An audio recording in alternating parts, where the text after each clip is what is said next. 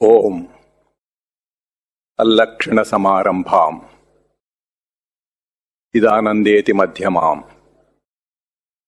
అస్మదాచార్యపర్యంతాం వందే గురుపరంపరాం. ఓం శ్రీ గురుదేవాయ నమః.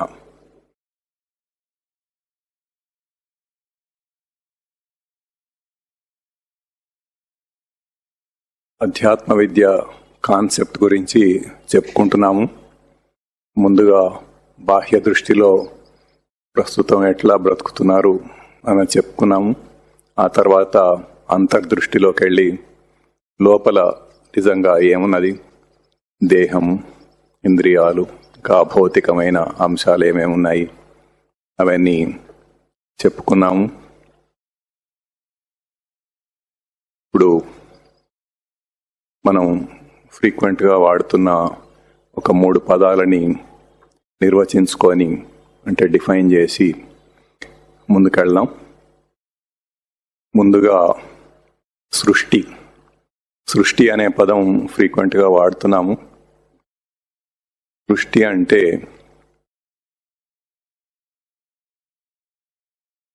సృష్టి ఉనికిని గుర్తించుటకు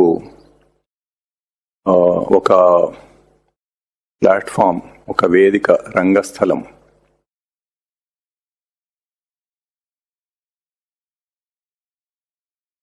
మనమంతా ఈ మన ఉనికిని వ్యక్తం చేసుకొని తెలుసుకోవటం కొరకే వచ్చాము. దానికోసం సృష్టి అమర్చిన సృష్టి అంటేనే ఈ వేదిక మీద మనం అన్ని తెలుసుకోగలుగుతామన్నది. ఆ తర్వాత జీవుడు కాదు, జగత్తు అంటే తను ఊహించుకున్నది, కల్పించుకున్నది. మామూలుగా జగత్ అంటే ఇదంతా జగత్తు అని అనుకుంటారు. అట్లా కాదు. తను ఏదైతే కల్పించుకుంటున్నాడో, ఏదైతే ఊహించుకుంటున్నాడో దాన్ని జగత్తు అని అంటాము. ఇప్పుడు ఉదాహరణకి చాలా చిన్నపిల్లలు ఆటలు ఆడుకునేటప్పుడు ఎంత స్వచ్ఛంగా ఆడుకుంటుంటారంటే వాళ్ళకి ఏమీ తెలియదు, ఎటువంటి భావాలు లేకుండా చాలా సంతోషంగా ఆడుకుంటూ ఉంటారు. ఆట అయిపోయింది, చక్కగా వెళ్ళిపోతారు. వాళ్ళకి ఏ ఫీలింగ్స్, సంతోషంగా ఉంటారు అంతే, ఇంకేమీ ఉండదు. అదే కొంచెం పెద్దవాళ్ళు అవుతున్న కొద్దీ వాళ్ళకి మనం నూరిపోస్తుంటాం, కండిషనింగ్ అన్నమాట. వాళ్ళని దీంట్లో గెలవాలి అని ఆ ఆటని ఒక గేమ్ లాగా మారుస్తాం. గేమ్ అనేటప్పటికీ ఇంకా గెలవటం, ఫలానా వాడు గెలిచాడు, నేను గెలవలేదు అంటే ఇప్పుడు బయట అయినా కానీ, స్కూల్లో అయినా కానీ, ఎక్కడైనా కానీ పోటీతత్వం అనేది ఒకటి వస్తుంది. దాంతో ఒక గెలిచిన వాళ్ళ మీద ఈర్ష్య, అసూయలు రావటం, గెలవని వాళ్ళకి ఒక ఆత్మన్యూనత్వం అంటే ఇన్ఫీరియారిటీ కాంప్లెక్స్ లాగా రావటం. దాంతో ఆ ఫీలింగ్స్ తోటి ఆ స్వచ్ఛమైన హ్యాపీనెస్ అనేది, సంతోషం అనేది అక్కడ లేకుండా అయిపోతుంది. ఎంతసేపటికి గెలవాలి అంతే. జస్ట్ ఊరికే అట్లా ఆడుకొని వదిలేయటం, హ్యాపీగా ఉండటం అనేది అది సృష్టికి పోలిక. అదే ఒక గేమ్ లాగా తీసుకొని ఎట్లాగైనా గెలవాలని ప్రయత్నం చేయటం, ఆ తర్వాత వేరే వాళ్ళు గెలిస్తే దాని మీద ఈర్ష్యాసూయలు, తను గెలిస్తే అహంకారము, ఇట్లా అటువంటి భావాలన్నీ, దుష్ట భావాలన్నీ కలిగించుకొని బతికేది అది జగత్తు. ఇవన్నీ తను ఊహించుకుంటున్నాయి అన్నమాట. ఇప్పుడు మొదటి రోజు ప్రవచనంలో మనం ఎన్నో విషయాలు చెప్పుకున్నాము. కీర్తి ప్రతిష్టలని, ధనార్జన గురించి, స్టేటస్ అని, ఇంకా ఫ్యాషన్స్ అని, ఇట్లా ఎన్నో మనం చెప్పుకున్నాము. అవన్నీ కూడా ఎవరికి వాళ్ళు కల్పించుకున్నవే అని కూడా చెప్పుకున్నాము ఆ రోజు. అవి చాలా డీటెయిల్డ్గా ఉదాహరణలతోటి చెప్పుకున్నాము. అదంతా కూడా జగత్తు. ఆ జగత్ అనేది అందరికీ ఒకటే జగత్తు ఉండదు, ఎవరి జగత్తు వాళ్ళది, ఎవరి జగత్తులో వాళ్ళు ఉంటారు. అట్లా దాన్ని జగత్ అంటారు. ఆ తర్వాత మూడవది ప్రపంచం. ప్రపంచం అంటే పంచభూతాత్మకమైనది. అంటే ముందు పంచభూతాలంటే ఏంటో మనకు తెలియాలి.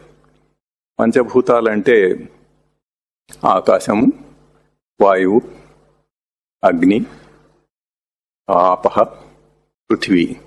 ఈ ఐదింటిని పంచభూతాలు అని అంటారు.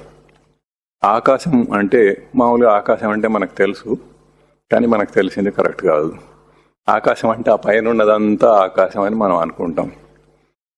ఆకాశం అంటే అది మాత్రమే ఆకాశం కాదు, ఇదంతా కూడా ఆకాశమే. మనం ఆకాశంలోనే ఉన్నాం ఇప్పుడు.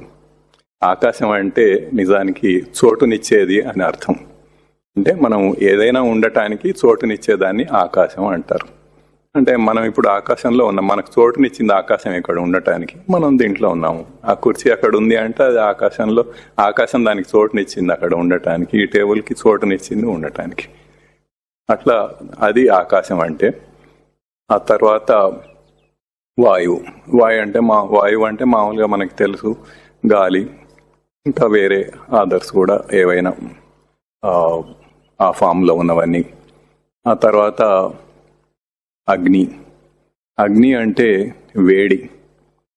ఏదైనా వేడిగా ఉంది అంటే అక్కడ అగ్ని లక్షణం ఉందన్నమాట. ఒక పాత్ర వేడిగా ఉందంటే అంతకుముందు అగ్ని అక్కడ ప్రయోగిస్తే అది వేడెక్కింది, అది అగ్ని లక్షణం. అక్కడ అగ్ని లక్షణం ఆల్రెడీ ప్రవర్తించిందని అర్థం. ఆ తర్వాత ఆపహ. ఆపహ అంటే నీరు అని ప్రసిద్ధార్థం. మామూలుగా ద్రావకములు అంటే ఆల్ లిక్విడ్స్, అన్ని లిక్విడ్స్ అన్నీ కూడా ఆపహ అన్న పదం కిందనే వస్తాయి, కేవలం నీరు ఒక్కటే కాదు. ఆ తర్వాత పృథివీ. పృథివీ అంటే మామూలుగా ప్రసిద్ధార్థం భూమి అని. భూమి అన్నది ఒక్కటే కాకుండా ఆల్ సాలిడ్స్ ఆర్ పృథివీ. అన్ని సాలిడ్స్ కూడా పృథివీ, ఘన పదార్థాలన్నీ కూడా పృథివీ అన్న కేటగిరీలోకే వస్తాయి. ఈ రకంగా ఈ పంచమహాభూతాలనేవి సృష్టి ఆత్మ నుంచి విడుదలైనాయి. అంటే సచ్చిదానంద స్మృతి నుంచే ఈ పంచమహాభూతములు వచ్చినాయి. ఆ రకంగా అవి చాలా హై లెవెల్. ఆ తర్వాత ఇప్పుడు ఏ పదార్థాన్ని చూసినా కానీ అది పంచభూతాత్మకమైనదే ఉంటుంది. అంటే పంచభూతములతో కలిపి చేసినదే ఉంటుంది అక్కడ. ఉదాహరణకి ఈ టేబుల్ ఉంది అంటే దీంట్లో ఈ గ్లాస్ ఉంది, ఈ మెటల్ ఫ్రేమ్ ఉంది, సీసా ఉంది, ఇవన్నీ కూడా సాలిడ్స్, అంటే పృథ్వీ లక్షణం కలిగి ఉన్నాయి అన్నమాట ఇవన్నీ. ఇప్పుడు దీంట్లో నీళ్లు ఉన్నాయంటే ఇది ఆపహ. అట్లాగే ఇప్పుడు మనం ఎక్కడ చూసినా కానీ మన కంటికి కనపడేవి అన్ని సాలిడ్స్, అన్ని కూడా సాలిడ్స్ కానీ లిక్విడ్స్ కానీ గ్యాస్ కానీ ఏదైనా కానీ ఈ ఐదింటితోటి కూడినదే ఉంటుంది కానీ వేరేది ఉండదు. ఇంకా మన ఈ దేహం కూడా పంచభూతాత్మకమైన దేహం. అంటే ఈ దేహంలో ఏముంది, పైన చర్మం ఉంది, కండరాలు ఉన్నాయి, అవన్నీ సాలిడ్స్ అంటే పృథ్వీ లక్షణం కలిగి ఉన్నాయి. దాని లోపల రక్తం ఉంది, రక్తం అన్నది లిక్విడ్స్ కింద వస్తుంది, అది ఆపహ లక్షణం కలిగి ఉన్నది. అట్లాగే వాయువు అంటే ఇప్పుడు మన లోపల పంచ ప్రాణాలు ఉన్నాయి, పంచ ఉప ప్రాణాలు ఉన్నాయి, అవన్నీ కూడా వాయువు కేటగిరీలోకి వస్తాయి.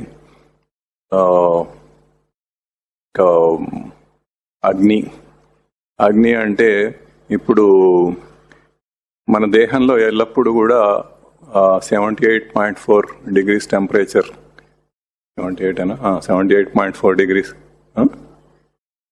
98.4 డిగ్రీ సెంటిగ్రేడ్ ఉష్ణోగ్రత ఉంటుంది. ఆ టెంపరేచర్ ఎట్లా వస్తుంది? లోపల అగ్ని ప్రజ్వలిస్తుంది కాబట్టి ఒక ఎనర్జీ అట్లా దాన్ని వేడి చేస్తుంది అక్కడ. సో అది అగ్ని. ఆ అగ్ని లక్షణం కూడా ఈ దేహంలోనే ఉన్నది. ఇంకా ఆకాశం అంటే మన అంతా ఆకాశమే, ఆకాశంలోనే ఉన్నది దేహం. ఈ రకంగా ఈ దేహం అంతా కూడా పంచభూతాత్మకమైనదే. పంచభూతాలు తప్ప ఇంకా వేరే ఇంకేం లేదు అక్కడ. అట్లా చూస్తే మనకి అన్ని పంచమహాభూతాలు కనపడుతూ ఉంటాయి ఆ దృష్టితో చూస్తూ ఉంటే.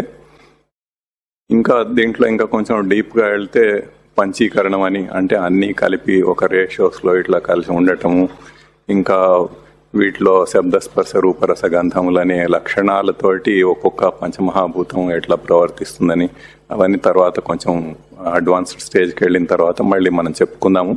ప్రస్తుతానికి ఈ లెవెల్లో అర్థం చేసుకుంటే సరిపోతుంది.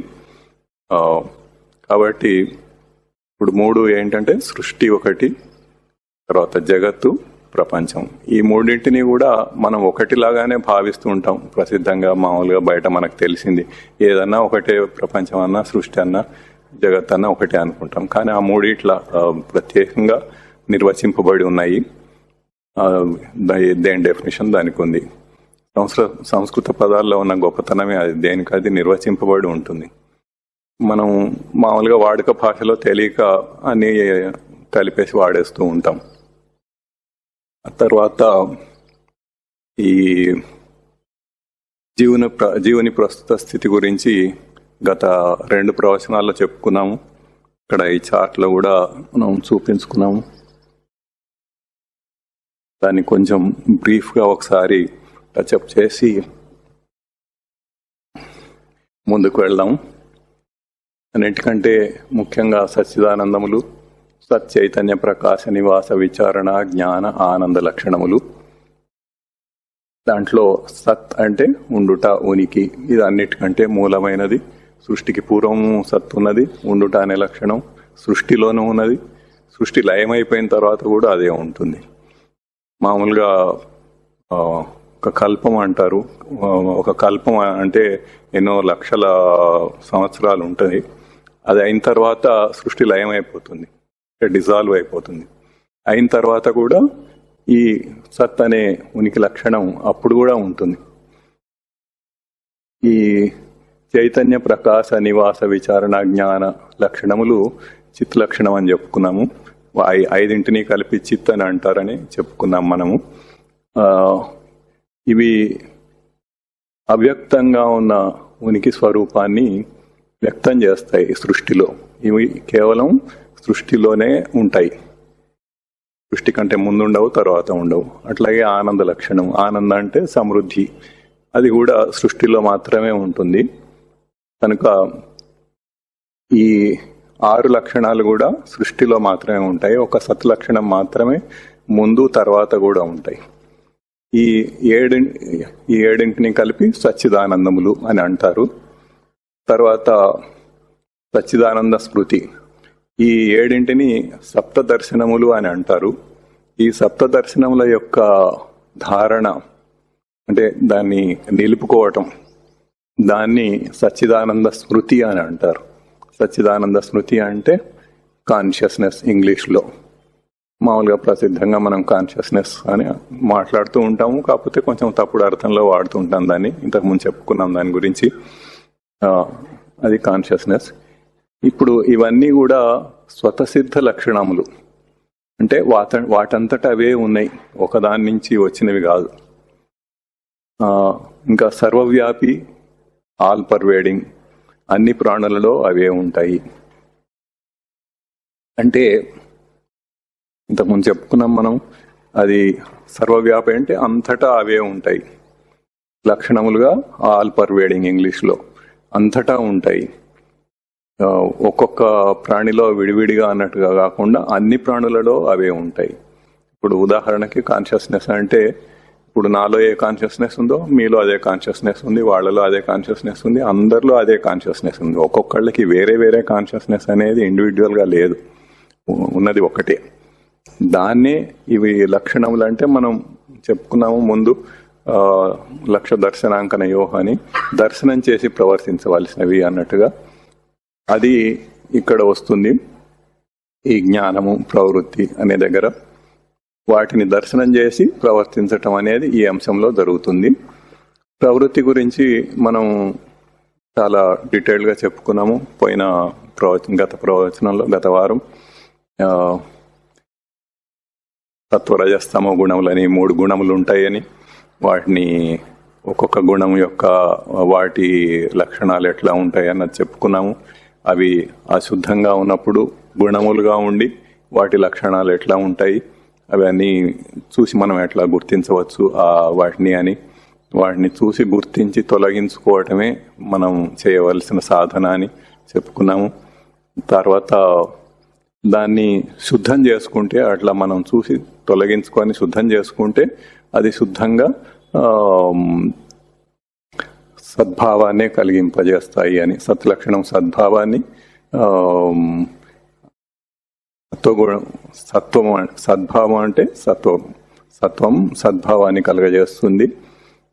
రజస్ అంటేనేమో సద్భావమునందు ప్రీతి, తమస్ అంటేనేమో అది సద్భావం నందు కోరిక, అసద్భావం నందు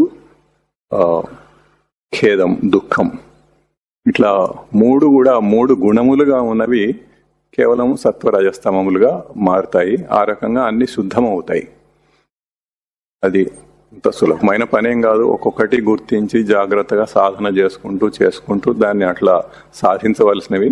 కానీ కొంత చేసినా, ఏ చిన్న లక్షణాన్ని మనం సాధన చేసి పోగొట్టుకున్నా కానీ దాంట్లో మనకి ఒక తృప్తి అనేది మనకి తెలుస్తూ ఉంటుంది. ఎట్లా మనం ప్రోగ్రెస్ అవుతున్నాము అనేది, ఎట్లా ఉన్నతి పొందుతున్నాము అన్నది అట్లా చూసుకుంటూ మనం చేయవచ్చు. అవన్నీ కలిపి త్రిగుణాత్మక ప్రవృత్తి అని అన్నాము. ఇప్పుడు ఇక్కడ ఈ అంశంలో ఏమవుతుందంటే, ఇక్కడ ఈ సచ్చిదానంద స్మృతి కాన్షియస్నెస్ అనే లక్షణం ఏదైతే సర్వవ్యాపిగా అంతటా ఉన్నదో, అందరిలో ఒకటే ఉన్నదో,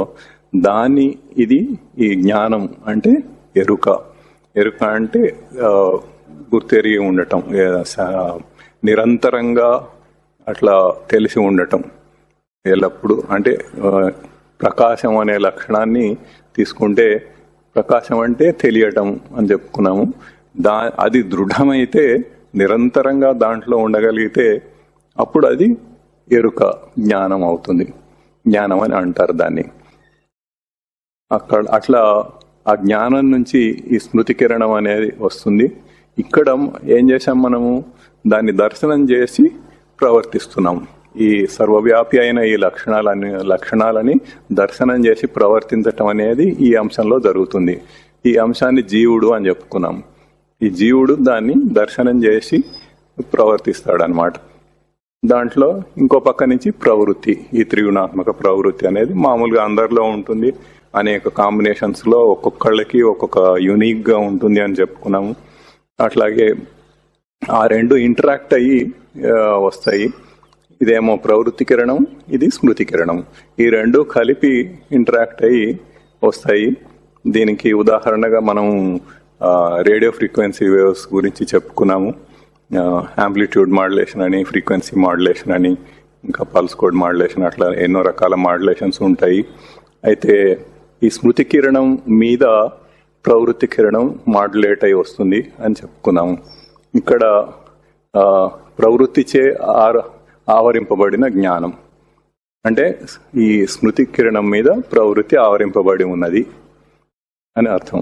దాన్ని ఇంగ్లీష్లో చెప్పాలంటే మాడ్యులేటెడ్ విత్ ప్రవృత్తి, జ్ఞానం మాడ్యులేటెడ్ విత్ ప్రవృత్తి. దీనికి ఇంకొక మంచి పదం మ్యానిపులేటెడ్ అన్నది. మాడ్యులేటెడ్ అనేదేమో నార్మల్గా పాజిటివ్ సెన్స్లో వస్తూ ఉంటుంది, మ్యానిపులేటెడ్ అనేది నెగటివ్ సెన్స్లో వస్తుంది. దీన్ని మనం ప్రవృత్తి త్రిగుణాత్మకంగా తీసుకున్నప్పుడు దానికి మ్యానిపులేటెడ్ అనేది సరి అయిన అర్థం వస్తుంది. అట్లా కాకుండా శుద్ధమైనప్పుడు మాడ్యులేటెడ్ అనేది సరి అయిన అర్థంగా వస్తుంది. మాడ్యులేటెడ్ అంటే పాజిటివ్, అన్ని శుద్ధమైనవి అన్నమాట. ఇంకా శుద్ధం కానప్పుడు అది మ్యానిపులేట్ చేస్తూ ఉంటుంది. మ్యానిపులేషన్ అంటే మీకు అందరికీ తెలుసు, అది నెగిటివ్ సెన్స్లో వాడతారు ఆ పదాన్ని. ఆ రకంగా ఏ పదమైనా అక్కడ ఆ పరిస్థితిని బట్టి అక్కడ ఏం జరుగుతుంది అనే దాన్ని బట్టి సరైన పదాన్ని మనం వాడుకుంటాం. అక్కడి నుంచి ఇది తెలివి సవరణ అనే అంశంకి వస్తుంది. ఈ కిరణాలు, ఈ తెలివి సవరణలో ఏం జరుగుతుంది, ఇది జీవుడి యొక్క సాధన అంశం, అంటే జీవుడు సాధన చేయాల్సిన అంశం అన్నమాట. ఇప్పుడు సాధనతోటి ఏం చేయాలి, యాక్చువల్గా త్రిగుణాత్మక ప్రవృత్తిని తొలగించుకోవాలి.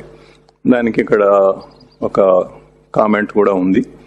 సాధన చేత తెలివి సవరణ సామర్థ్యం, కేపబిలిటీ ఆర్ ఎఫెక్టివ్నెస్ పెంచుకుంటే క్రమంగా ప్రవృత్తి నాశనం అవుతుంది. అప్పుడు సత్వరజస్తమో గుణములు శుద్ధమై సృష్టి రచించిన డిజైన్ స్టేట్ను చేరుతాడు.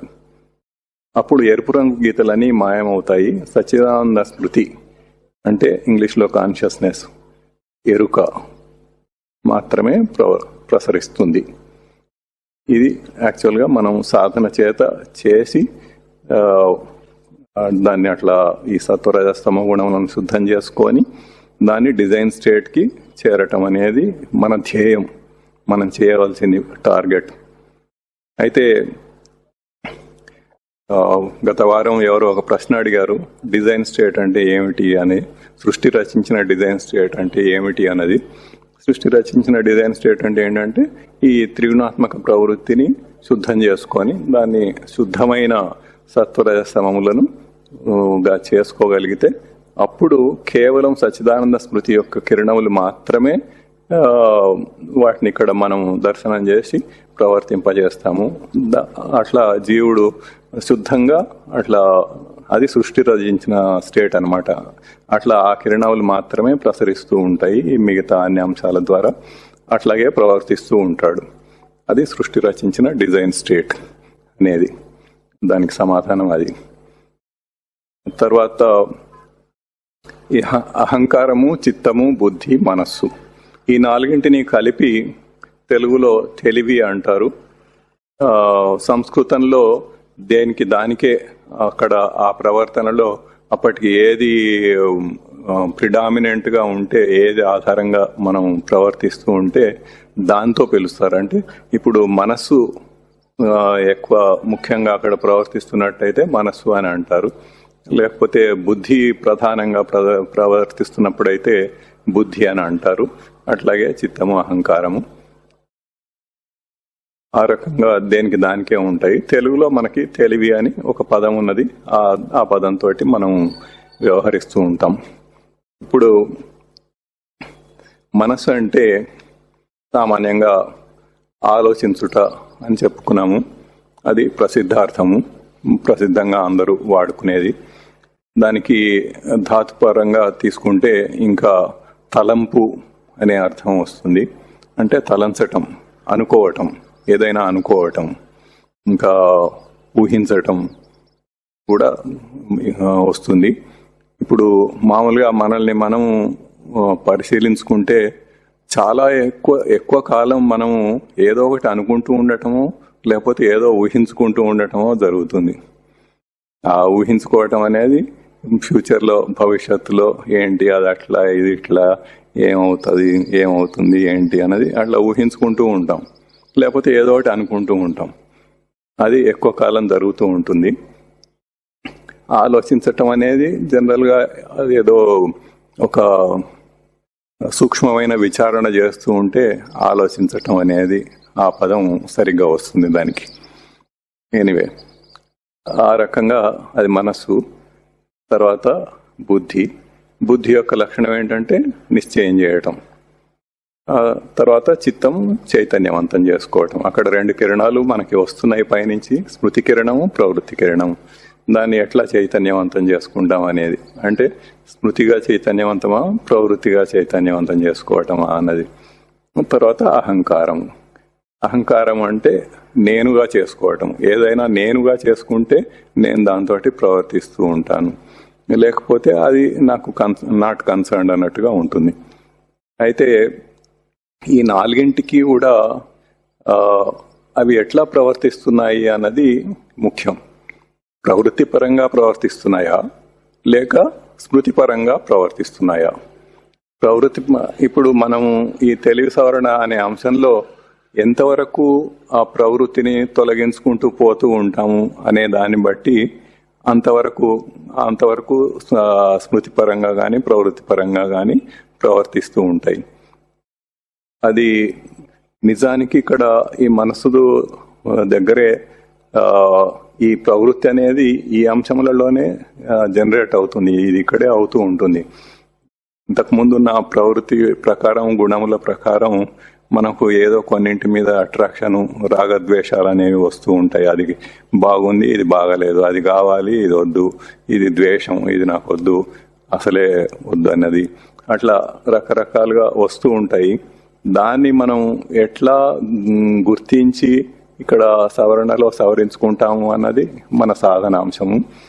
అది కాకుండా ఇంకా అంటే అంత ఒక్కసారిగా మనం ఎంత గొప్పగా సాధన చేసినా అన్ని గుణములు ఒక్కసారిగా తొలగిపోవు కదా, అట్లా గ్రాడ్యువల్గా అవుతూ ఉంటుంది. అదొక ప్రాసెస్, చాలా సమయం పడుతుంది అది అట్లా జరగటానికి. ఆ టైంలో ఇట్లా చిత్తం అనేది అట్లా చైతన్యవంతం చేసుకుంటూ ఉంటుంది. బుద్ధి అట్లా ప్రవృత్తి పరంగా నిశ్చయం చేస్తుంది. లేకపోతే ఇట్లా అంటే ఏదో ఒకటే డిజిటల్ లాజిక్ కాదు అక్కడ, ఇక్కడ అనలాగే అది కొంత ఇది కొంతగా ఉంటూ ఉంటుంది. అట్లాగే చిత్తం ఎట్లా చైతన్యవంతం చేసుకుంటుంది అన్నది. అహంకారం కూడా ప్రవృత్తి పరంగా నేను అనుకోవటమా, లేకపోతే శుద్ధ సత్వంగా అంటే తన సచ్చిదానంద స్మృతినే నేను అని అనుకోవటం.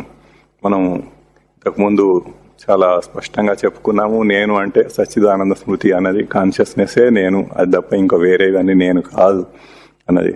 అంటే వీడు చెప్తున్నాడు కాబట్టి మీరు వింటున్నారు, నమ్ముతున్నారు, కానీ కేవలం ఆ విశ్వాసం మీదనే ఉండాల్సిన అవసరం లేదు. ఇది జస్ట్ కాన్సెప్ట్ కాబట్టి ఆ కాన్సెప్ట్ అట్లా చెప్తున్నాను.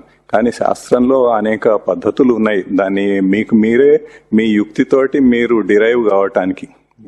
ఇప్పుడు దీని తర్వాత ఈ కాన్సెప్ట్ అయిపోయిన తర్వాత మనం ఆ డీటెయిలింగ్లోకి వెళ్ళినప్పుడు అవి వస్తాయి. అప్పుడు దాంట్లో శాస్త్రంలో ఎట్లా ఉంటుందంటే శృతి, యుక్తి, అనుభవం అని 3 ఉంటాయి. అంటే శృతి అంటేనేమో శాస్త్రాలు, శృతులు అంటే అవి నోటితో చెప్తే వచ్చినాయి కాబట్టి అట్లా చెవులతో వినటం ద్వారా నేర్చుకుంటూ వచ్చారు, గురు శిష్యుల పరంపరగా అట్లా వచ్చినాయి కాబట్టి వాటిని శృతులు అని అంటారు. ఏమేమి శాస్త్రాలు ఉంటాయి అవన్నీ తర్వాత చెప్పుకుందాము. అట్లా వచ్చిన వాటిని ఆ శృతులు, అవి శాస్త్రములు.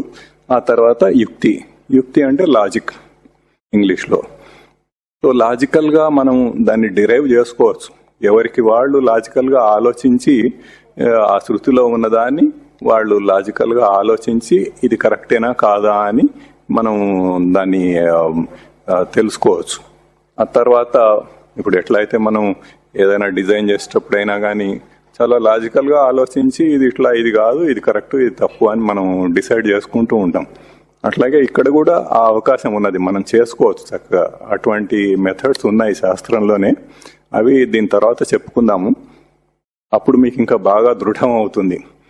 అంటే ఎన్నో జన్మల నుంచి కూడా నేను ఈ దేహమే, నేను ఇదే ఈ జీవుణ్ణే అన్నట్టుగా బతుకుతూ ఉన్నవాడు, అట్లా సెల్ఫ్ హిప్నటైజ్ చేసుకుంటూ వస్తున్నవాడు ఒక్కసారిగా ఇది కాదు, నువ్వు అది కాదు, ఇది అని చెప్పేటప్పటికి నువ్వు సచ్చిదానంద స్మృతివి అని చెప్తే అది కొంచెం కష్టంగానే ఉంటుంది అర్థం చేసుకోవటానికి.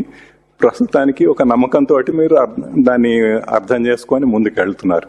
ఆ స్టేజ్ వచ్చినప్పుడు మనం దాన్ని డీటెయిల్డ్గా చెప్పుకొని దాన్ని ఎట్లా యుక్తిపరంగా ఎట్లా తెలుసుకోవాలి అన్నది మనకి వస్తుంది అక్కడ. దాంతో చేసుకున్న తర్వాత అప్పుడు అనుభవం అన్నది వస్తుంది. అంటే మీరు ఎప్పుడైతే సాధన చేయటం మొదలు పెడతారో, సాధన చేసినప్పుడు సాధనలో మీ అంతటా మీకే తెలుస్తుంది.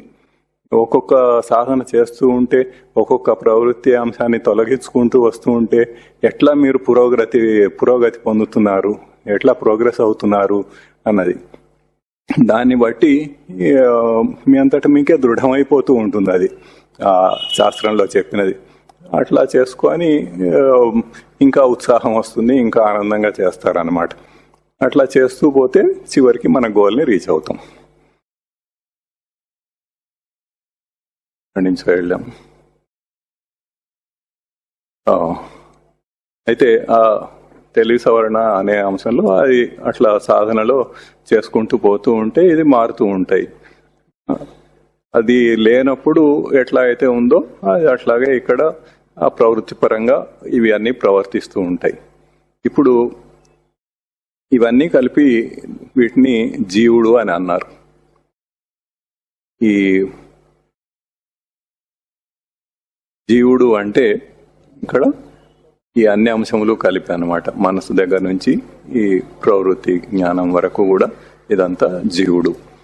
ఇవి ఇండివిజువల్ అంశములు, ఒక్కొక్క దానికి ఒక్కొక్కటి వేరువేరుగా ఉంటాయి. ఒకళ్ళ మనసులో బుద్ధిలో ఏమున్నది ఇంకొకళ్ళకి తెలియదు. ఒక ప్రాణి మనసులో బుద్ధిలో ఏమున్నది ఇంకొక ప్రాణికి తెలియదు. అంటే నా మనసులో ఏముందో మీకు తెలియదు, మీ మనసులో ఏముందో నాకు తెలియదు. నా బుద్ధిలో ఏముందో మీకు తెలియదు, మీ బుద్ధిలో ఏముందో నాకు తెలియదు. నా ప్రవృత్తిలో ఏముందో మీకు తెలియదు, మీ ప్రవృత్తిలో ఏముందో నాకు తెలియదు. ఎవరిది వాళ్ళకే ఇండివిజువల్ గా ఉంటుంది అనమాట. ఎవళ్ళ జగత్తులో వాళ్ళు బ్రతుకుతూ ఉంటారు. అట్లాగే ప్రాణులకు కూడా, ప్రాణులు అంటే ఇప్పుడు 84 లక్షల జీవరాశులు ఉన్నాయి అని చెప్పుకున్నాము. అంటే 84 లక్షల వెరైటీస్ ఆఫ్ జీవాలు అన్నమాట. అంటే చీమ, ఈగ, దోమ దగ్గర నుంచి ప్రతి దాన్ని కౌంట్ చేస్తూ పోతే ఎన్నో సూక్ష్మ క్రిములు, సింగిల్ సెల్ ఇవి మెకానిజమ్స్ లైక్ అమీబా, ఇవన్నీ కూడా 84 లక్షల వెరైటీస్ ఉన్నాయి అని. దాంట్లో ఒక్కొక్క దాంట్లో మళ్ళీ కోటానుకోట్లుగా ఎన్నో ఉంటాయి. సో అన్నిటికీ కూడా దేనికి దానికే ఇండివిజువల్ గా ఒక జీవభావం, ఒక ప్రవృత్తి అనేది వేరువేరుగా ఉంటుంది. ఎవరిది వాళ్ళకే అక్కడ విడివిడిగా ఒక ఉండే అంశం అన్నమాట అది. ఆ రకంగా అన్ని కూడా దేనికి అదే యునిక్. తర్వాత ఇక్కడ నుంచి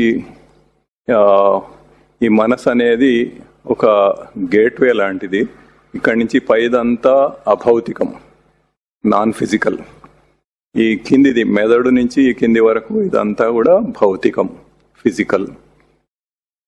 ఈ ఫిజికల్ నుంచి ఏదైనా అభౌతికానికి వచ్చేటప్పుడు మనసు ఇక్కడ గేట్వే లాగా ప్రవర్తిస్తుంది. అట్లాగే అభౌతికం నుంచి భౌతికానికి వెళ్ళేటప్పుడు కూడా మనసు ద్వారా వెళ్తూ ఉంటుంది. ఇక్కడ నుంచి ఎలక్ట్రోమాగ్నెటిక్ వేవ్స్ ద్వారా వెళ్తుంది అని చెప్పి అనుకున్నాం మనము మెదడుకి.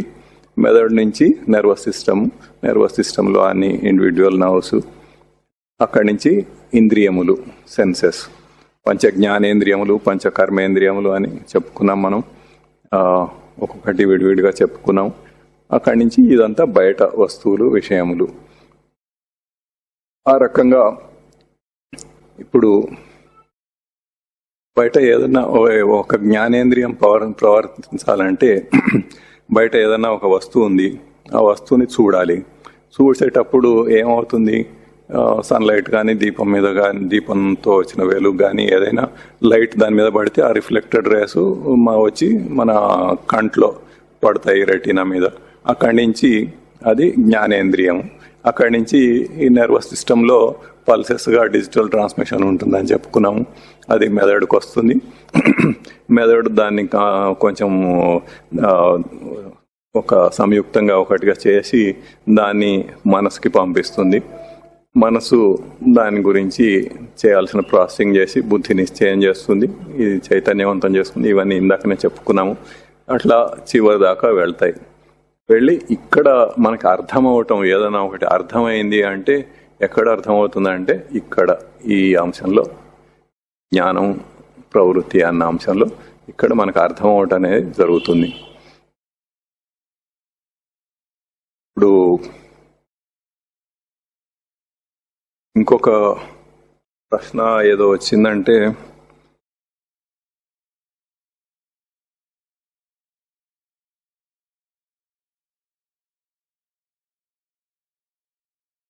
వాళ్ళు అడిగారు, I would like to know the connection between soul and body. ఇది ఆర్ఎండి నుంచి వచ్చింది. సో ఇక్కడ సోల్ అండ్ బాడీకి ఏంటి కనెక్షన్ అంటే ఇది. ఇప్పుడు మామూలుగా సోల్ అంటే జీవుడిని సోల్ అని అంటారు ఇంగ్లీష్లో. ఇంకా కొన్నిసార్లు సచ్చిదానంద స్మృతిని కూడా, కాన్షియస్నెస్ కూడా సోల్ అని అంటారు. చాలా తక్కువ, మోస్ట్లీ మెజారిటీగా జీవుడిని సోల్ అనే అంటారు. ఇప్పుడు జీవుడు తన ప్రవర్తనకి ఈ దేహాన్ని వాడుకుంటాడు. ఈ మెదడు నుంచి కింది దాకా ఇవన్నీ కూడా దేహం. ఈ దేహాన్ని వాడుకుంటాడు. అయితే ఇప్పుడు ఏ పని చేయాలన్నా కానీ పైనుంచి జీవుడి దగ్గర నుంచి కమాండ్స్ వస్తూ ఉంటాయి. ఇప్పుడు నేను ఇక్కడి నుంచి అక్కడికి వెళ్ళాలి అంటే ఆ కమాండ్ ఇక్కడ జీవుడి దగ్గర నుంచి వచ్చి అది ఈ తెలివి సవరణ అనే అంశంలోంచి అహంకారం దాన్ని నేనుగా చేసుకోవటం ఫస్ట్ చేసుకుంటేనే అప్పుడు ఆ మూమెంట్ అనేది జరుగుతుంది. దాన్ని చైతన్యవంతం చేసుకోవటం నిశ్చయం చేసి మనసు ద్వారా కమాండ్స్ ఇక్కడ మెదడుకు వెళ్తాయి. మెదడుకి మొత్తం అన్ని సెన్సెస్, జ్ఞానేంద్రియాలు, కర్మేంద్రియాలు అన్నీ కూడా మెదడుకి కనెక్ట్ అయి ఉంటాయి. వీటన్నిటినీ కూడా మళ్ళీ మనసు కంట్రోల్ చేస్తూ ఉంటుంది. యాక్చువల్గా నిజానికి మనసు అన్నిటినీ కంట్రోల్ చేస్తూ ఉంటుంది. అక్కడే ఇప్పుడు ఉదాహరణకి ఇప్పుడు నేను తింటూ ఉన్నానని అన్నాను అనుకోండి. ఇప్పుడు తినాలంటే ఏమేం చేయాలి? ఒకటి, అక్కడ ఒక పదార్థం ఉంది, దాన్ని చూడాలంటే కన్ను పనిచేయాలి, జ్ఞానేంద్రియం. ఆ తర్వాత ఆ పదార్థాన్ని ఇట్లా చేత్తో తీసుకోవాలి అంటే చెయ్యి పనిచేయాలి. ఈ చేతికి కావాల్సిన కమాండ్స్ అన్నీ వెళ్తూ ఉంటాయి. ఆ తర్వాత నమలటం అనేది ఈ దవడతోటి నమలటం కానీ, మింగటం, గొంతు, అట్లా ఎన్నో ఇంద్రియాలు పనిచేస్తూ ఒక క్రియ జరుగుతుంది అక్కడ. అట్లా జరగటానికి అదంతా కూడా ఈ మనసు యొక్క కంట్రోల్లో ఉంటుందన్నమాట. ఆ మనసు డెసిగ్నేట్ చేస్తూ ఉంటుంది ఏది ఏం చేయాలి అన్నది. అంటే ఏ ఇంద్రియం అదే పని చేస్తుంది, వేరే పని ఏం చేయదు. ఇప్పుడు కన్ను ఉందంటే చూడటం ఒకటి అది చేయగలుగుతుంది, వేరే చేయలేదు. కానీ అట్లా దేనికి దానికి ఆ యాక్టివేషన్ సిగ్నల్స్ ఇస్తూ ఉంటుంది అనమాట. అది ఇచ్చే సిగ్నల్స్ ప్రకారం వెళ్తూ ఉంటాయి. అవి వెళ్ళిన తర్వాత కూడా ఇప్పుడు దాన్ని కంట్రోల్డ్గా చేయాల్సిన అవసరం ఉంటుంది. ఉదాహరణకి ఇట్లా చేత్తో తీసుకొని ఇట్లా తింటున్నాను, అది ఎక్కడి దాకా వెళ్ళి ఎక్కడ పట్టుకోవాలి, ఎంత గట్టిగా పట్టుకోవాలి, దాన్ని తీసుకొని ఎక్కడ నోట్లోకి వేసుకోవాలి అన్నది, ఇదంతా కూడా చాలా డిఫైన్డ్ ప్రాసెస్ కదా. ఊరికి అట్లా అంటే అయిపోదు, కింద పడకుండా తినాలి కదా, మరి అది లోపలికి వెళ్ళాలి కదా, అది ఎంత నమలాలో అంత నమలాలి కదా. ఇదంతా డీటెయిల్డ్గా ఆలోచిస్తే చాలా ప్రాసెస్ ఉంటుంది అక్కడ. మనకి అలవాటు అయిపోయింది కాబట్టి అట్లా చేసేస్తూ ఉంటాం. ఆ ప్రాసెస్ అంతా కూడా మనసు కంట్రోల్ చేస్తూ ఉంటుంది అన్నమాట. అది అట్లా చేసి దాన్ని ఆ క్రియని చేయటం అనేది జరుగుతుంది. అక్కడ జ్ఞానేంద్రియాలు, కర్మేంద్రియాలు రెండు కూడా అక్కడ ఇన్వాల్వ్ అయి ఉన్నాయి. ఈ రకంగా ఇప్పుడు ఓవరాల్గా అక్కడ ఏం జరుగుతోంది అంటే, ఈ అభౌతికమైన జీవుడు ఈ అభౌతికమైన అంశాల ద్వారా చివరిగా మనసు ద్వారా అక్కడ కమాండ్స్ పంపిస్తూ ఉంటే దానికి ఈ మెదడు రెస్పాండ్ అవ్వటం, అక్కడి నుంచి మళ్ళీ అన్ని ఇంద్రియాలకి ఫిజికల్గా డిస్ట్రిబ్యూట్ చేయటం. ఇక్కడ దాకా నాన్ ఫిజికల్గా వచ్చింది, దాన్ని ఇక్కడ ఫిజికల్గా డిస్ట్రిబ్యూట్ చేయటం. నరాల ద్వారా మనం అక్కడ పల్సెస్ వెళ్తాయని అనుకున్నాము. -70 volts plus 70 millivolts plus 20 millivolts signals pulses వెళ్తాయి. ఆ పల్సెస్ తోటి డిజిటల్గా ట్రాన్స్మిట్ అయ్యి ఇంద్రియాలకు వచ్చి ఇంద్రియాలు, కర్మేంద్రియాలు పనిచేయటం, జ్ఞానేంద్రియాల నుంచి కూడా అట్లా పల్సెస్ వచ్చి మెదడు దగ్గర అది కన్సాలిడేట్ కావటం, ఆ కన్సాలిడేటెడ్ది మళ్ళీ మనసు దాన్ని తీసుకొని విశ్లేషించి అక్కడి నుంచి పైకి వెళ్ళటం అనేది జరుగుతూ ఉంటుంది. ఈ రకంగా ఇది యాక్చువల్గా కనెక్షన్. అంటే ఈ దేహాన్ని, ఈ మెదడు నుంచి కిందికి ఇదంతా కూడా దేహం. ఈ దేహాన్ని జీవుడు ఒక పరికరం లాగా వాడుకుంటున్నాడు. తనకు కావాల్సిన పని చేసుకోవటానికి ఈ పరికరాన్ని వాడుకుంటున్నాడు, ఒక వెహికల్ లాగా వాడుకుంటున్నాడు. ఇప్పుడు నేను ఇక్కడి నుంచి అక్కడికి వెళ్ళాలి అంటే ఈ దేహం నాకు ఒక వెహికల్.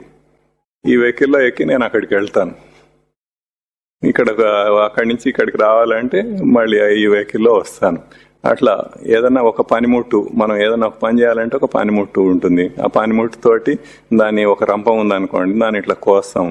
అది ఏదన్నా కొయ్యాలంటే అట్లాగే ఇది కూడా మన చేతులతోటి, కాళ్ళతోటి, గోళ్లతోటి, ఇంకా మన దేహంలో ఏవేవైతే అన్ని అవయవాలు, అన్ని చిన్న చిన్న పార్ట్స్ కూడా, మైన్యూట్ థింగ్స్ కూడా ఉన్నాయో అవన్నీ కూడా కంట్రోల్ చేయబడతాయి. అవన్నీ కంట్రోల్ చేసి దాన్ని ఒక పరికరంలాగా వాడుకొని జీవుడు తనకు కావాల్సింది తను చేసుకుంటాడు. అంటే అక్కడ మెయిన్ ఏంటంటే జీవుడు కంట్రోల్ చేస్తున్నాడు అన్నిటినీ. తనకు కావాల్సినట్టుగా కంట్రోల్ కావటానికి ఈ మెదడు నుంచి ఈ కిందికి ఈ దేహాన్ని అంతా వాడుకుంటూ ఉన్నాడు. అది దానికి సమాధానం. ఈవెన్ భౌతికంగా కూడా ఇప్పుడు దేని గురించైనా కాసేపు ఆలోచించాలని అనుకుంటే అప్పుడు ఆలోచించటం అనేది ఇక్కడ ఈ మనసు బుద్ధి అనేవి ఇక్కడ జరుగుతూ ఉంటుంది.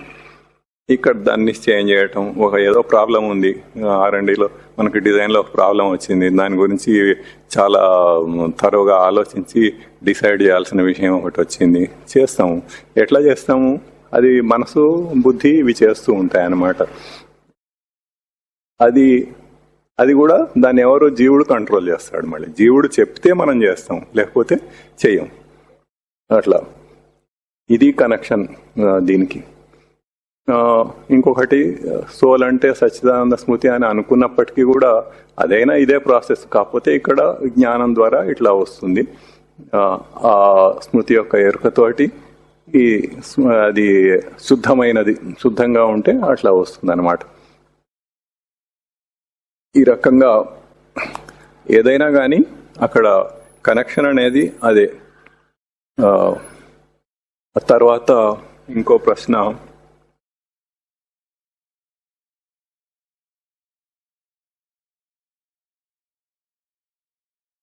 I would like to know how the soul will be separated from the body after death and what is the destiny of the soul. కొంచెం బ్రీఫ్గా ఇక్కడ ఇవ్వటం జరిగింది, ఇంకా కొంచెం డీటెయిల్గా చెప్పుకుందాము. ఇక్కడ మామూలుగా దేహం అనేది ఇది ఫిజికల్ కాబట్టి దీనికి ఒక లిమిటెడ్ లైఫ్ అనేది ఉంటుంది. మనం బయట చూసినా కానీ ఎక్కడ చూసినా ఫిజికల్ థింగ్స్ ఏవైనా కానీ ఒక లిమిటెడ్ లైఫ్ తోటే ఉంటాయి. ఆ లైఫ్ తర్వాత అవి గ్రాడ్యువల్గా పాడవుతూ ఉంటాయి, కొంతకాలానికి శిథిలం అయిపోతాయి. ఈ టేబుల్ అయినా కుర్చీ అయినా ఏదైనా కానీ అట్లాగే ఈ దేహం కూడా. ఇది చనిపోవటం అనేది కూడా మనం మామూలుగా చూస్తూనే ఉంటాం. మనం చుట్టుపక్కల ఎంతోమంది చనిపోతూ ఉంటారు, వాళ్ళని క్రిమేట్ చేస్తూ ఉంటారు, అయిపోతుంది అక్కడికి. అయితే అది యాక్చువల్గా ఎప్పుడు జరుగుతుంది అంటే ఈ జీవుడు ఈ దేహాన్ని తెచ్చుకున్నాడు, దేనికి ప్రవర్తించి తనను తాను వ్యక్తం చేసుకొని చూసుకోవటానికి తెచ్చుకున్నాడు. ఆ తెచ్చుకున్న దేహం తన పని ఏంటి? తనను తాను వ్యక్తం చేసుకొని చూసుకోవటం. అంటే ఇప్పుడు సాధన చేస్తూ ఉన్నాడు, ప్రవృత్తిని తగ్గించుకుంటూ పోతున్నాడు. అయితే ఇప్పుడు ఎంతవరకు వచ్చిందో చూసుకోవాలి, ఇంకా ఫర్దర్ సాధన చేయాలంటే దేహం కావాలి. అట్లా చూసుకోవడానికి అది ఏమీ తెలియని వాడైతే తెలియకుండా అజ్ఞానంలో అట్లాగే వెళ్ళిపోతూ ఉంటాడు, అది వేరే సంగతి. ఏదైనా కానీ ఆ దేహాన్ని తెచ్చుకున్నాడు ఒక పర్పస్ కోసం. అది ఆ పర్పస్ నెరవేరటానికి దానికి ఉపయోగపడకుండా దేహం అయిపోతే అప్పుడు దాన్ని వదిలేసి వెళ్ళిపోతాడు. తనకు కావలసిన పనిని చేయటానికి ఈ దేహానికి అర్హత లేకపోతే, అంటే ముసలితనం వల్ల కానీ, దానికి ఇంకా పని చేయలేని పరిస్థితి వచ్చినప్పుడు కానీ, లేదా ఏదైనా రోగాలు అవి వచ్చి ఏ పక్షవాతం వచ్చి అసలు కదలకుండా అయిపోయి, లేకపోతే ఇంకా వేరే ఏదన్నా ఏ రోగం వచ్చినా కానీ కొంత డిజేబిలిటీ అనేది వస్తూ ఉంటుంది. అది అట్లా ఎక్కువైపోయి చివరికి అది చేయలేనప్పుడు దాన్ని వదిలిపెట్టేసి వెళ్ళిపోతాడు. ఇంకా ఏదైనా యాక్సిడెంట్ కావచ్చు, యాక్సిడెంట్ అయినప్పుడు సడన్గా డెత్ అనేది ఫుల్ డ్యామేజ్ అయిపోవచ్చు. డ్యామేజ్ అయిపోతే ఇంకా దాన్ని వదిలేసి వెళ్ళిపోతాడు.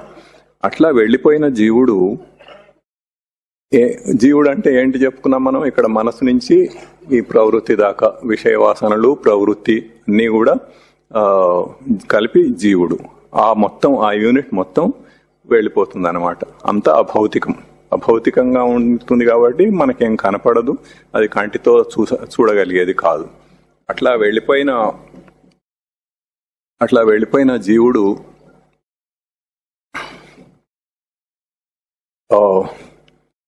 ఇప్పుడు ఇక్కడ దేహంతో ప్రవర్తిస్తున్నంత కాలం తన అజ్ఞానం వలన కలిగిన ఈ ప్రవృత్తితోటి విషయవాసనలు పెంచుకుంటూ పోతూ ఉంటాడు.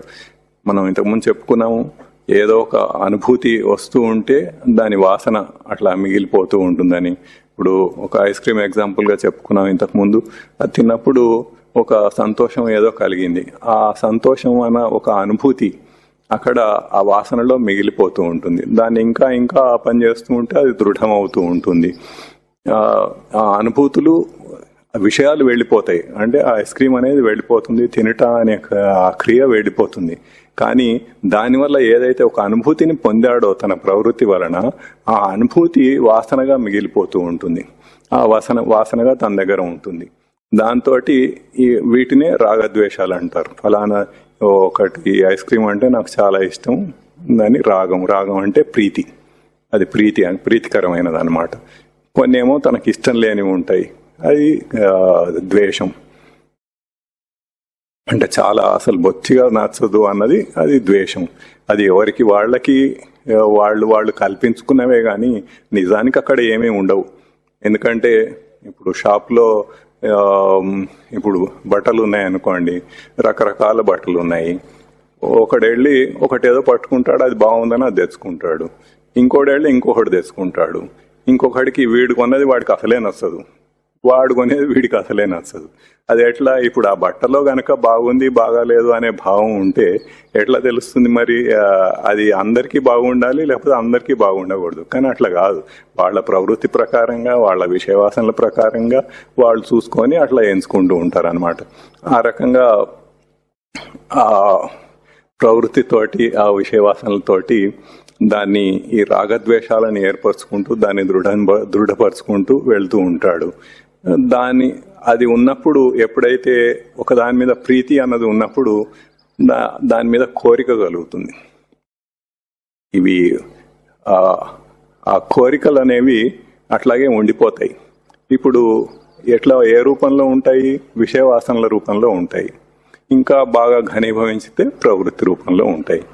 ఇప్పుడు ఈ జీవుడు దేహాన్ని వదిలిపెట్టి వెళ్ళిన తర్వాత ఆకాశంలో తిరుగుతూ ఉంటాడు. తిరుగుతూ ఉంటే, అంటే ఫిజికల్ గా ఊహించుకోకండి, అది ఫిజికల్ కాదు, నాన్ ఫిజికల్ ఎంటిటీ. అట్లా ఆకాశంలో తిరుగుతూ ఉన్నప్పుడు ఆ కోరికలు ప్రేరేపిస్తూ ఉంటాయి. ఇప్పుడు వాడికి ఐస్ క్రీమ్ తినాలని చాలా స్ట్రాంగ్ గా అనిపిస్తూ ఉంటుంది. ఎట్లా తింటాడు? దేహం లేదు. దేహం ఉంటే తినొచ్చు, దేహం లేదు, ఎట్లా తింటాడు? ఇప్పుడు ఇంకా యాతన పడుతూ ఉంటాడు అనమాట. దాన్నే యాతనా శరీరం అంటారు. అది ఒక ఇమాజినరీ థింగ్, దాని పేరు యాతనా శరీరం. అట్లా ఒక నరక యాతన పడుతూ ఉంటాడు. ఇప్పుడు మామూలుగా నరకానికి వెళ్ళటం, స్వర్గానికి వెళ్ళటం అంటే ఇట్లాంటివే.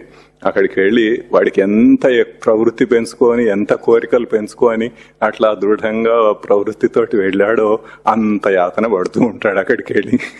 ఎందుకంటే దేహం లేదు కాబట్టి ఏం చేయటానికి లేదు. కానీ అదేమో ప్రేరేపణలు వస్తూ ఉన్నాయి, అది చేయాలి, ఇది చేయాలి, ఏదేదో చేయాలి. ఇప్పుడు రజోగుణంలో కర్మ సంగేన బధ్నాతి అన్నారు. అంటే ఆ కర్మను చేస్తూ ఉండాలి. చేయటానికి కర్మ చేయాలంటే మరి అక్కడ దేహం ఉండాలి కదా, దేహం లేదు, అదేమో వదిలేసి వచ్చాడు. అట్లాగే సత్వగుణంలో, తమ గుణంలో అన్నిటికీ సుఖ సంగేన, జ్ఞాన సంగేన అంటే జ్ఞానం కావాలి. ఎక్కడి నుంచి వస్తుంది? అక్కడ కళ్ళు లేవు, మెదడు లేదు, ఏది లేదు బయట నుంచి ఏదో గ్రహించటానికి. అట్లా ఎన్నో ప్రేరేపణలు వస్తూ ఉంటాయి అన్నమాట. వస్తూ ఉంటే వాటిని ఎట్లా ఏం చేసుకోవాలో అర్థం కాదు. కాబట్టి ఇక్కడ క్లియర్గా తెలిసింది ఏంటంటే దేహం కావాలి, దేహం అయితే సంపాదించాలి. ఇక దేహం సంపాదించటం కోసం ప్రయత్నం మొదలు పెడతాడు. ఏం చేస్తాడంటే ఆకాశంలో ఒక మేఘంలో ఒక నీటి బొట్టును పట్టుకుంటాడు. దాన్ని ఆశ్రయించి ఆ నీటి బొట్టుతోటి వర్షం పడ్డప్పుడు మళ్ళీ నేల మీద పడతాడు. నేల మీద పడితే అదేదో ఏ పంట చేలోనో ఏ పండ్ల చెట్టుకో దేనికో ఆ నీరు దాని లోపలికి వెళితే అది పెరిగి ఒక ధాన్యపు గింజగానో, ఒక పండుగానో, హ్యూమన్ కన్జంప్షన్కి పనికొచ్చేది ఏదైనా ఒకటి అది అట్లా తయారవుతుంది.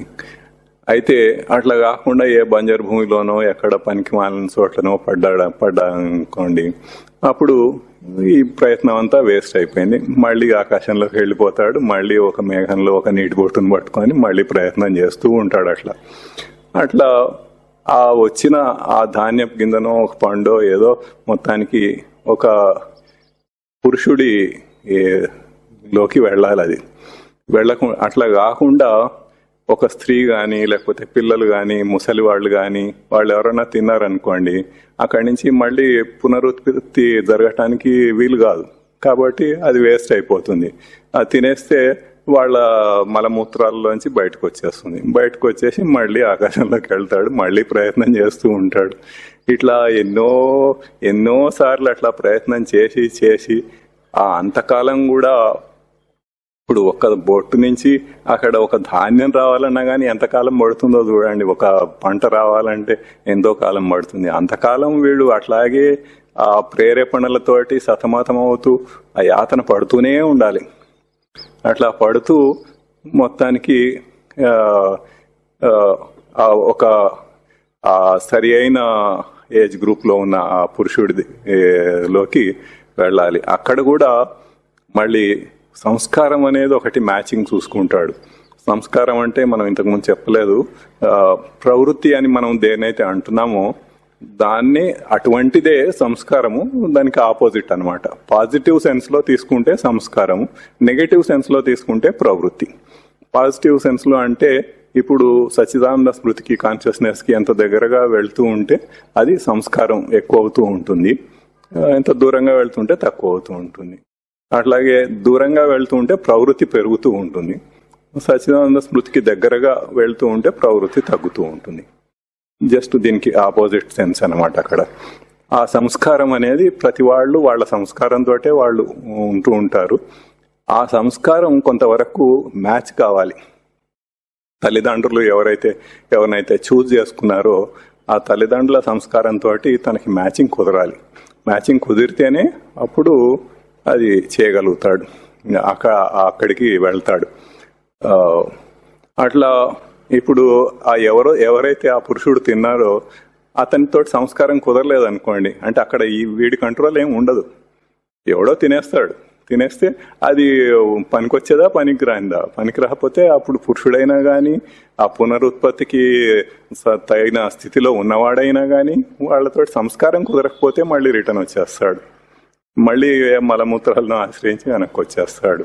అట్లా ఎన్నో ట్రయల్స్ అయిన తర్వాత ఎప్పటికో ఆ సంస్కారం ఒక లెవెల్లో మ్యాచ్ కావటం, అప్పుడు ఆ పురుషుడి యొక్క ఒక వీర్యకణంలోకి వెళ్ళి అక్కడ ఆ పురుషుడిని ప్రేరేపిస్తూ ఉంటాడనమాట పునరుత్పత్తి కోసం.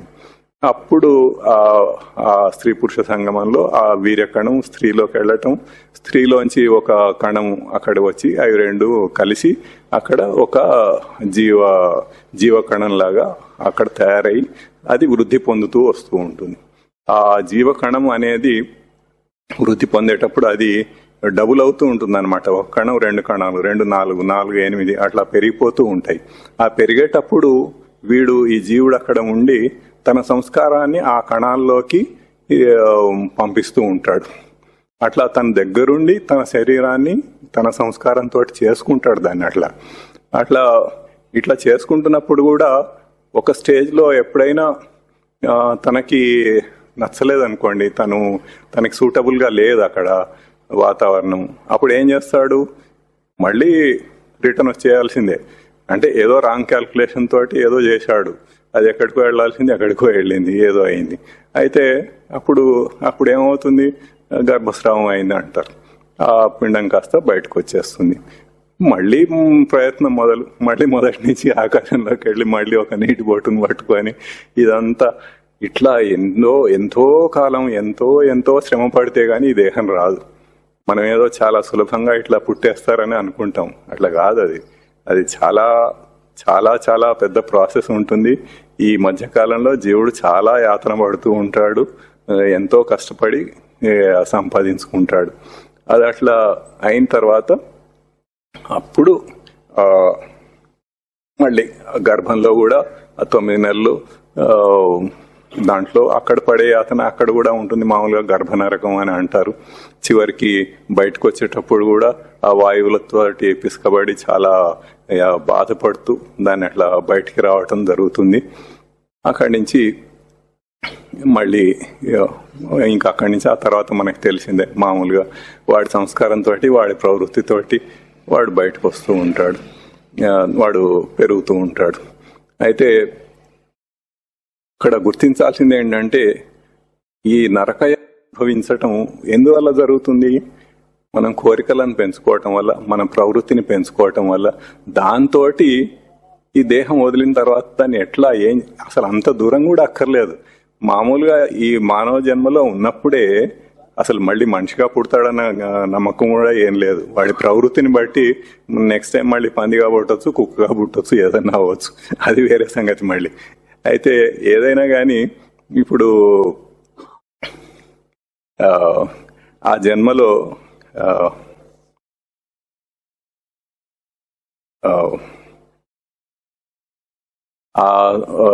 మళ్ళీ అక్కడ ఒక జన్మనెత్తి అసలు ఇదంతా ఈ యాతనంతా ఎందుకు పడుతున్నాడు అంటే తన ప్రవృత్తిని అట్లా పెంచుకొని, తన కోరికలను అట్లా పెంచుకొని, ప్రతి దాని మీద కోరికలు ఆ కోరికలు దేహం లేనప్పుడు తనని ప్రేరేపిస్తూ ఉంటాయి. అవి ప్రేరేపిస్తూ ఉంటే దాన్ని ఏం చేయలేక యాతన పడుతూ ఉంటాడు. శరీరం కావాలి, మళ్ళీ ఇన్ని ట్రయల్స్ చేసి ఇంత కష్టపడితే గానీ మళ్ళీ ఒక శరీరం దొరకదు. దాంట్లో కొంతైనా మంచి సంస్కారం ఉంటే మళ్ళీ మనిషి జన్మ వస్తుంది, లేకపోతే అది కూడా రాదు. అడ్డదిడ్డంగా ఎక్కడ పడితే అక్కడ ఏది పడితే అది తినేయటం, ఒక పందిలాగా బతికితే టైం అయిపోతాం. ఎక్కడ పడితే అక్కడ ఏది పడితే అది తినేస్తూ ఉంటే మళ్ళీ పంది జన్మలాగా పుడతాడు. అందుకని మనం ముందే చాలా జాగ్రత్తగా ఉండాలి. ఇప్పటి నుంచి మనం ఏం చేస్తున్నాము, ఎటువంటి కోరికలు కలిగించుకుంటున్నాము, ఎట్లా ప్రవర్తిస్తున్నాము అనేది చాలా చాలా ముఖ్యం. అది మనకు తెలియకుండానే అట్లా జరిగిపోతూ ఉంటాయి. అట్లా దీంట్లో కూడా ఇప్పుడు ఒక ట్విన్స్ పుట్టారనుకోండి. ట్విన్స్ పుడితే కవల పిల్లలు ఇద్దరు ఒకేలాగా ఉంటారు, ఐడెంటికల్ ట్విన్స్ అంటారు. ఐడెంటికల్ ట్విన్స్ అంటే ఇద్దరు ఒకేలాగా ముఖం, దేహం అంతా ఒకలాగానే ఉంటుంది. అయినా కానీ ఆ ఇద్దరికి ఎవరి ప్రవృత్తి వాళ్ళకే ఉంటుంది. అది గమనించాల్సిన విషయం. చూడ్డానికి ఇద్దరు ఒకేలాగా ఉన్న కనుముక్కు తీరు అంతా ఒకేలాగా ఉన్నా కానీ ఎవరి ప్రవృత్తితోనే వాళ్ళు ఉంటారు తప్ప ఇద్దరికి ఒకే ప్రవృత్తి అనేది ఉండదు.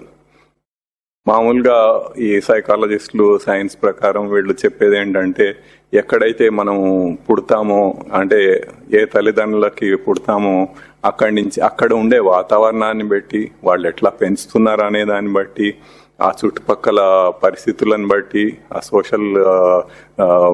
సోషల్ పరిస్థితులను బట్టి వాడు ఎటువంటి క్యారెక్టర్ వస్తుంది, ఎటువంటి క్యారెక్టర్ తోటి వాడు పెరుగుతాడు అన్నది మామూలుగా వాళ్ళు చెప్తారు. అయితే ఇక్కడ ఈ రకంగా చూస్తే మనం పిల్లలు పుట్టినప్పుడే, చిన్నప్పటి నుంచి కూడా, అంటే కొద్దిగా ఒక ఏజ్ వచ్చిన తర్వాత మనకు తెలిసిపోతూ ఉంటుంది ఒక్కొక్కళ్ళు ఎట్లా ఉన్నారు అన్నది. ఒకడేమో చాలా కొంటెవాడుగా ఉంటాడు, చాలా అల్లరి చేస్తుంటాడు. ఒకడేమో బుద్ధిమంతుడిలాగా ఉంటాడు, చిన్నప్పుడే తెలిసిపోతూ ఉంటుంది. ఒకడేమో చాలా తెలివైన వాళ్ళగా ప్రవర్తిస్తూ ఉంటాడు, ఒకడేమో అసలు ఏమీ తెలియని మొద్దులాగా ఉంటాడు. అట్లా రకరకాలుగా ఆ క్యారెక్టర్స్ అనేది మనం గుర్తించగలం.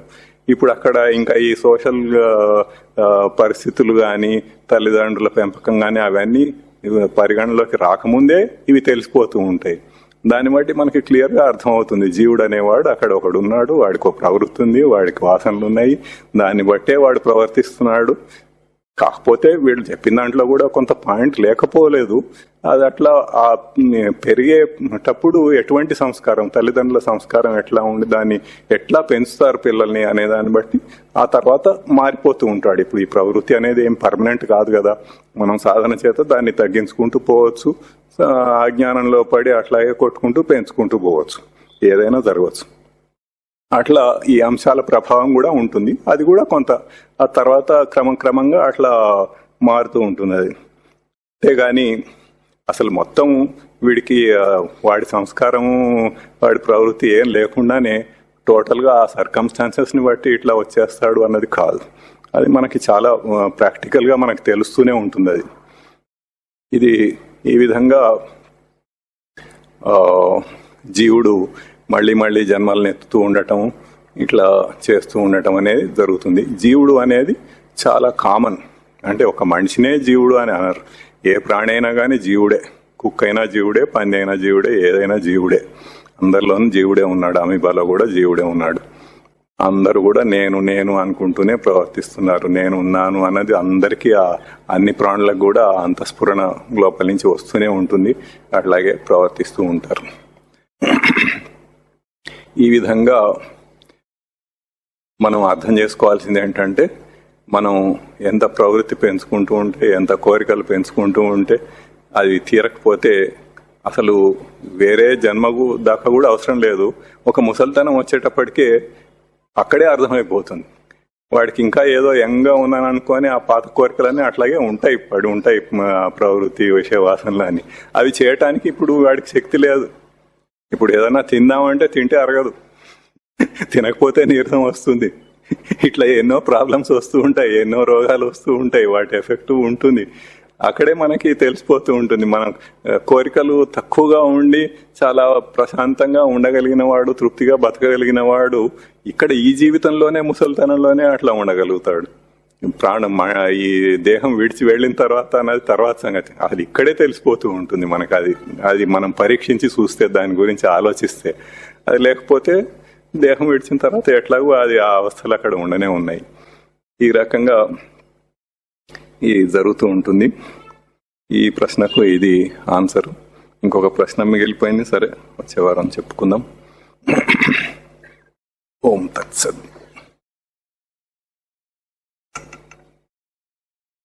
ఓం గురుర్ బ్రహ్మ గురుర్ విష్ణు గురుర్ దేవో మహేశ్వర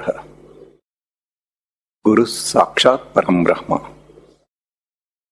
తస్మై శ్రీ గురవే నమః. ఓం శ్రీ గురు చరణారవిందాభ్యాం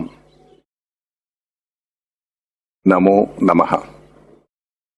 ఓం శ్రీ గురు చరణారవిందయుగళం